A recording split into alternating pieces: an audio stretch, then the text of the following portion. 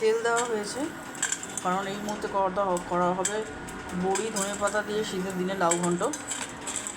আর এখানে লাউ রেডি আছে। এখানে লাউ আমি কেটে এটাকে ভাপিয়ে নিয়ে, মানে জল দিয়ে গরম করে এটাকে করে নিয়েছি, সেদ্ধ করে নিয়েছি। আর এখানে বড়ি দেবো।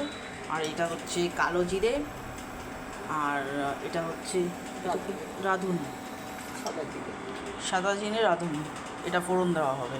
আর একটা লঙ্কা, একটা নয়, স্বাদ অনুযায়ী খাবে।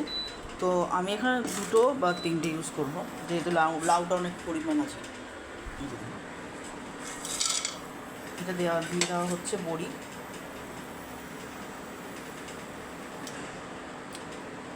একটু ঘি ফোড়ন দেওয়া হবে, তাতে স্বাদটা বেশি আসে। আর ঘি কিন্তু মানে শরীরের জন্য খুবই উপকার জিনিস। বেশি না, একটু স্মেলটা যাতে ভালো হয় আর একটু স্বাদটা যেন আসে, সেই জন্যই দেওয়া হবে। মানে একদম ছোঁয়া ছোঁয়া।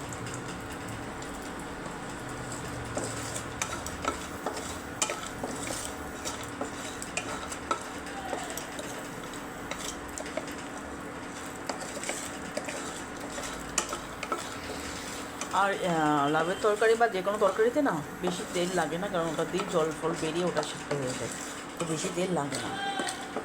আর এছাড়া আমি তেল কম খাই। এটা ভাজা হচ্ছে।